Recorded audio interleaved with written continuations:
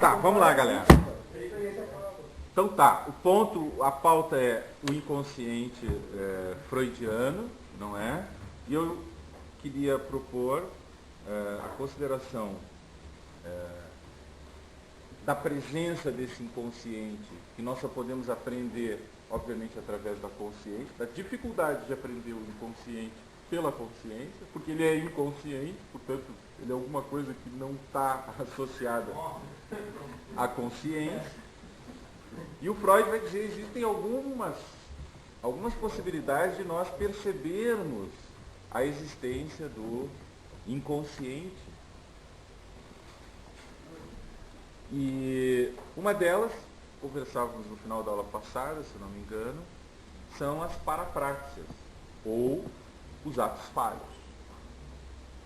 Né? Parapraxia é o termo técnico para ato falho. O que é o ato falho? Lembra? A gente comentava ainda. Uma maneira de aprender. A presença de um inconsciente que está agindo o tempo todo. Né? Os atos falhos, claro. Tu vai lá, não, nem sei, mas o teu chefe está fazendo aniversário, tu não gosta dele. Exatamente. Ou, em vez de dar os parabéns, dá meus pêsames, né? Opa, não, desculpa, então. Ou está saindo uma namorada nova, não é? E chama ela com o nome da antiga. É um problema sério. Pior é se você está com a tua namorada e ela te chama com o nome do ex-namorado dela. Em todo caso, então, os atos falhos se revelam através desse tipo de manifestação. Tu não sabe, como é que é o nome do fulano? Putz, esqueci o nome do fulano. O que pode estar por trás do esquecimento do nome daquela pessoa, sendo que tu conhecia, sabe de quem se trata.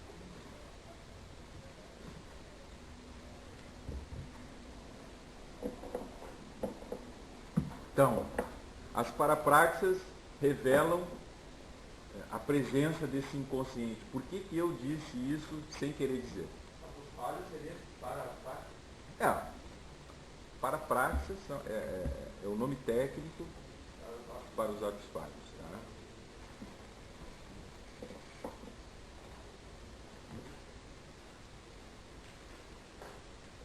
Mas, o principal, digamos assim, o principal lugar onde a gente pode reconhecer a presença do inconsciente são junto aos sonhos.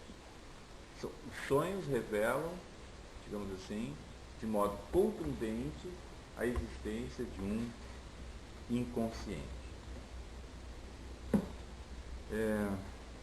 Então, eu queria analisar um pouco com vocês a situação dos sonhos.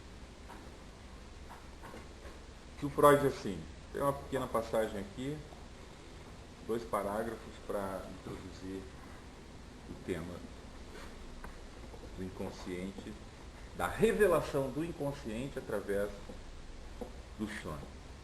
Então, muitas vezes os sonhos, diz o Freud, podem parecer estranhos e sem sentido. Porém, se os examinarmos, pode ver, toda vez que a gente sonha é uma coisa completamente desconexa, uma loucura. Porém, se os examinarmos através de uma técnica que pouco difere da associação livre utilizada na psicanálise, somos levados de seu conteúdo manifesto, aquilo que aparece no sonho, ao seu significado secreto, aos pensamentos oníricos latentes. Esse significado latente, quer dizer, que é algo que não aparece, mas se esconde por trás do sonho, daquilo que o sonho revela na sua conclusão latente, é sempre um impulso desejoso, o qual se representa como realizado no momento do sonho. Entretanto, exceto em crianças pequenas e sob a pressão de necessidades físicas imperativas, esse desejo secreto jamais pode ser expresso de modo identificado. A pressão das necessidades físicas imperativas, né?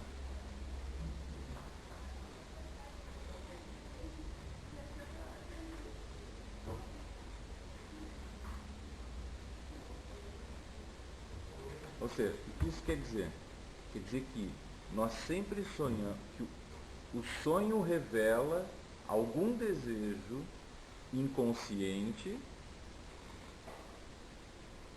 mas ele não se mostra naquilo que aparece no sonho. É necessário uma técnica de interpretação para procurar decifrar o que por trás daquele sonho manifesto produziu aquele sonho manifesto.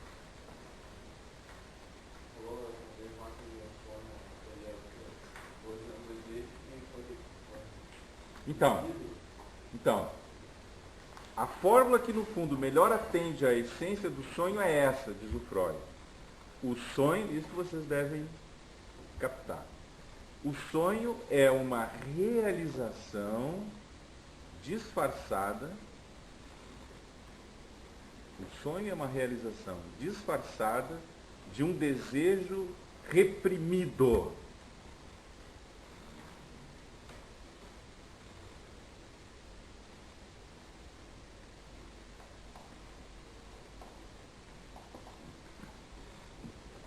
Então, o estudo do processo que transforma o desejo latente realizado no sonho no conteúdo manifesto do sonho, processo conhecido como trabalho do sonho, ensinou-nos a maior parte do que sabemos sobre a vida mental e inconsciente.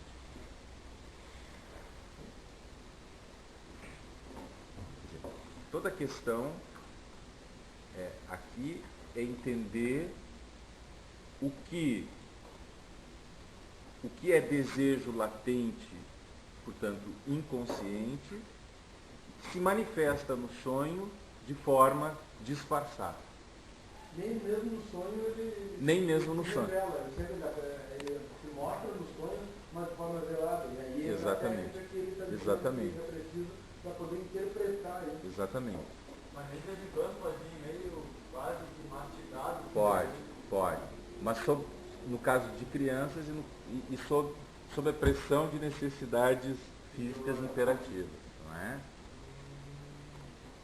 Apareceu, sei lá, a Vênus de Milo na minha frente, eu me abracei nela, me atraquei. Ou a criança, quando no dia seguinte pede para o pai, quero um sorvete. O pai diz, não, tu não vai tomar sorvete porque vai ficar resfriado.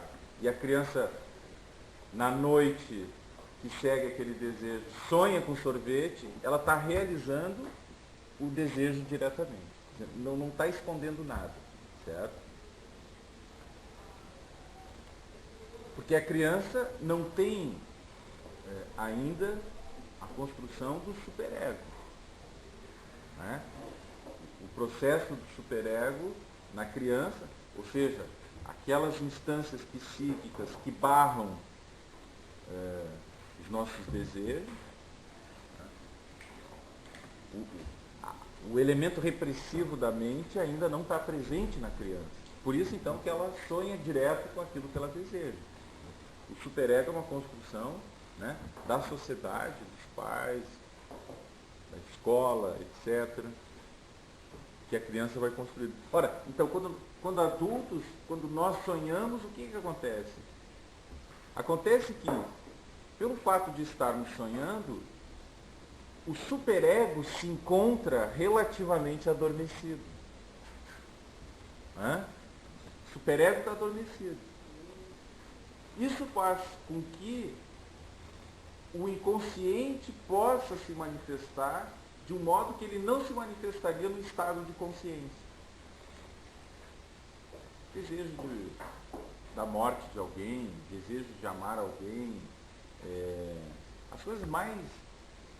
Tá, mas assim, ó, você está dizendo uma coisa, o superego está descansando. O superego está, mas ele não está totalmente relaxado, certo? Ele está com a barra da guarda, está com a guarda baixa. Está no final dele, devagar. Isso. Tá, quem é que se manifesta então na porta dos sonhos? É o id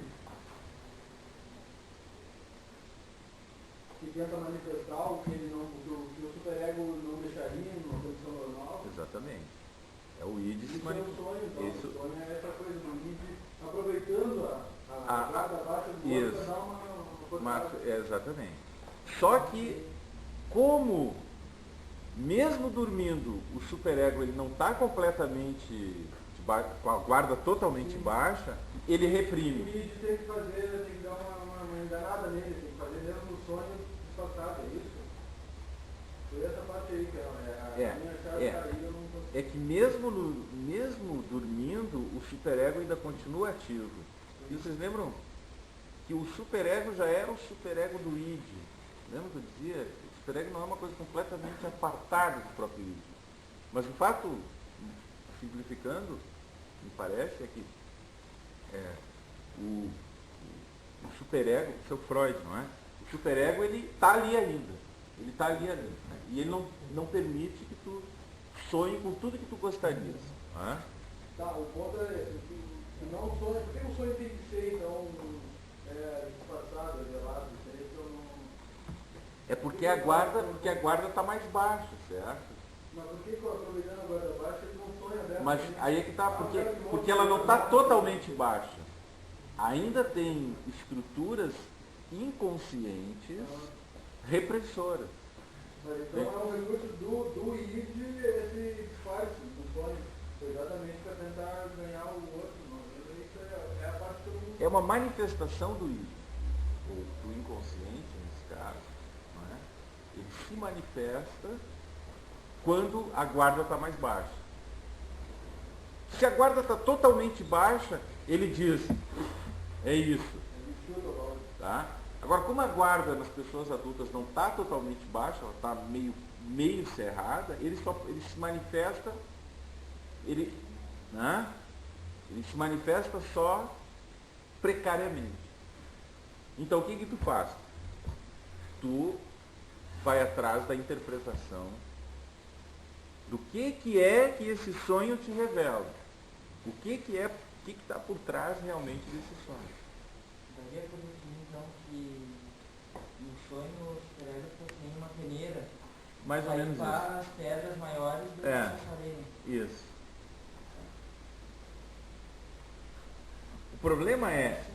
Acho que é simples. É mais ou menos simples assim. Só que bom, parece simples. Agora você imagine o cara conseguir formular essa teoria, né? Que é a grande sacação de gênio do Freud. Essa é uma teoria que tem 107 anos de existência. Ou seja, de ver ali, porque até então o que a gente via no sonho? É uma premeditação. Os antigos acreditavam que eram sinais dos deuses. Né? Está dizendo não. Ali tem alguma coisa humana e que diz algo de essencial acerca da nossa condição. Porque são os nossos verdadeiros desejos que aparecem no sonho. Ou que aparecem veladamente no sonho. Então, um exemplo banal. Quando eu sonho, sei lá, uma amiga minha e com 2 enormes balões. Exemplo do Freud. No caso do exemplo, acho que era a prima. Estava a prima e 2 enormes balões. Né? O que os balões, assim, uma interpretação bem rápida. Segundo Freud, seios, os balões representariam os seios. Né? E, portanto, um desejo reprimido, mas um desejo efetivo. Um exemplo que eu gosto de trabalhar. pouco mais complexo. Uma senhora de meia idade, solteira, tem 2 sobrinhos. Ou tinha 2 sobrinhos. Exemplo do Freud também. Tinha 2 sobrinhos. Um desses sobrinhos já está morto. Morreu por uma razão doente. E numa certa noite ela sonha com o quê? Com a morte do segundo. O que o sonho revela?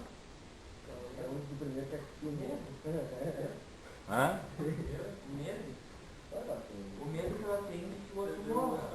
Bom, isso seria uma interpretação possível também. Ela gostava muito do primeiro e queria que o segundo morresse do que o primeiro.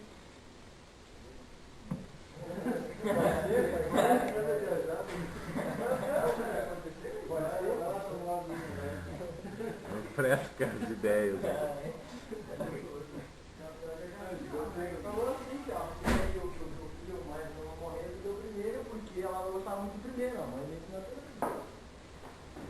Mas esses são desejos inconscientes.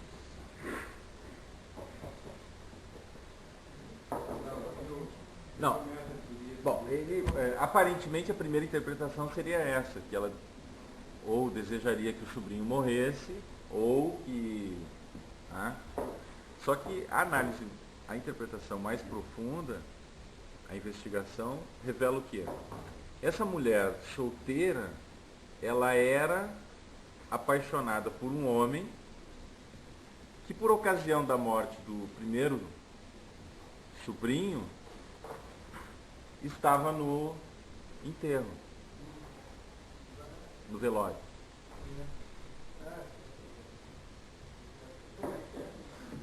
Quando o sobrinho dela morre, o homem que ela é apaixonada, e é um caso que não é feliz, vai ao enterro, vai ao velório, certo?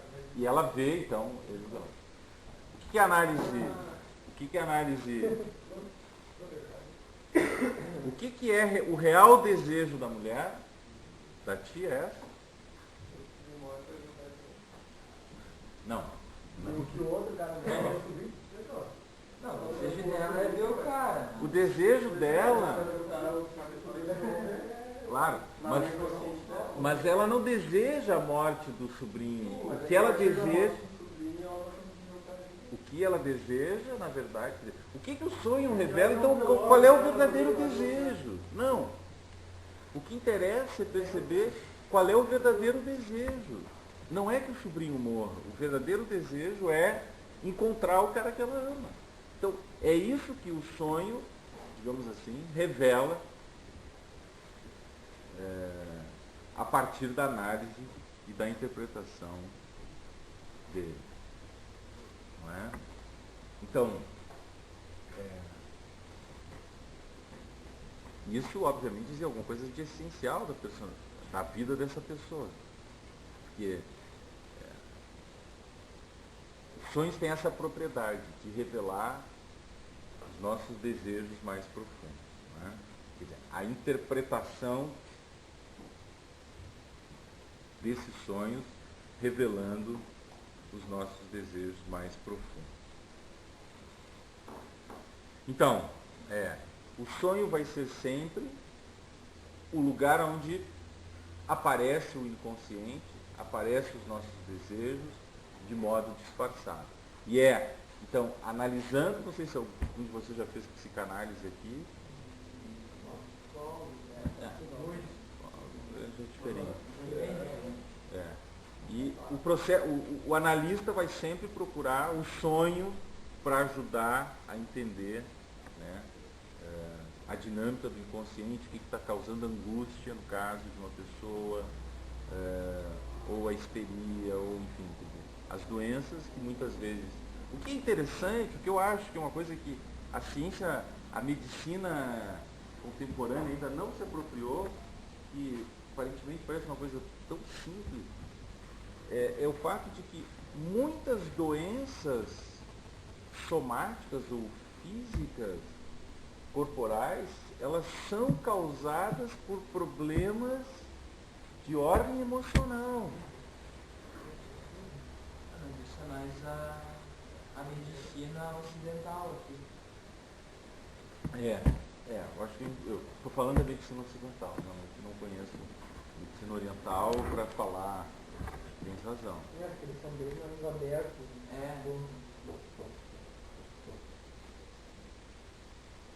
Mas em todo caso, vocês vejam o seguinte, tem um exemplo que é muito interessante, que era de uma... Eu trouxe até o livro, os livros da interpretação de sonhos, se a gente tiver tempo a gente pode ler alguma parte. Mas tem um dos exemplos que o Freud trabalha, é de uma mulher, enfim, que não conseguia sentir o cheiro.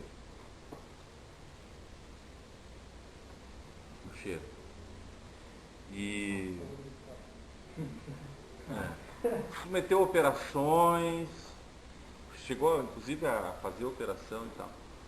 E essa pessoa tinha, enfim, problemas emocionais profundos e foi se tratar com Freud.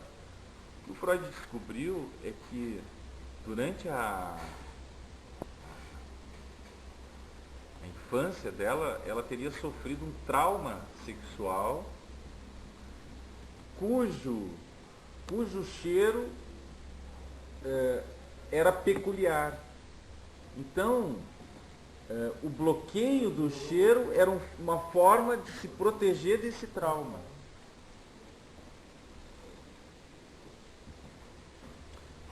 Então, acho isso um tema incrível, impressionante, porque quanto, né, de certas manifestações doentias do nosso corpo, muitas vezes estão associadas com esse tipo de sentimento porque aquilo que nos durante a nossa vida, aquilo que nós não gostamos, nós queremos evitar, a gente vai deixando lá na memória inconsciente. Só que essa memória inconsciente, ela continua trabalhando. Ela continua trabalhando sem que tu queira. Ela continua, não é? Agindo e pautando a nossa vida, determinando sintomas, as nossas angústias e etc.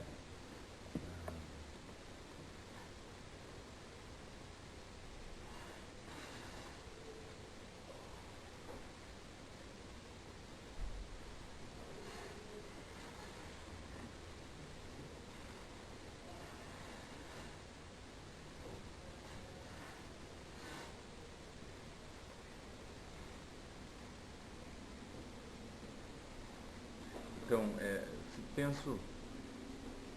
se pega assim os médicos mais técnicos, né? Dificilmente eles fazem um aporte a esse tipo de problemática. Né? Tem tese, acho que até câncer, coisas dessa natureza são provocadas por problemas emocionais, porque existe química dentro do corpo humano, né? E as emoções, elas são controladas produzem efeitos químicos.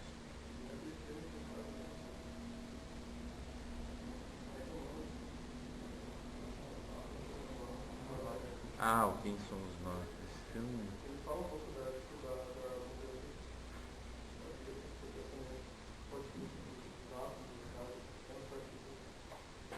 esse filme é um filme meio malucão também.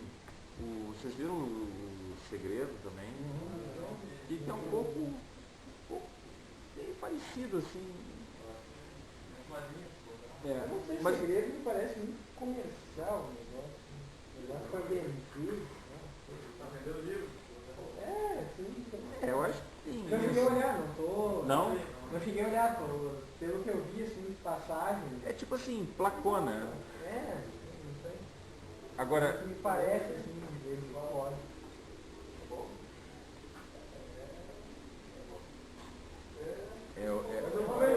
Agora, eu lembrei do seguinte, porque tem essa mesma tese de que quando tu pensa, tu tem vibrações, né? Agora, tem várias interpretações disso assim. Não é que tu fica pensando que as coisas vão acontecer para ti. É que o pensar, na minha interpretação, faz com que tu vá atrás das coisas. Se tu pensa em ser pobre, tu vai agir segundo o que tu está pensando.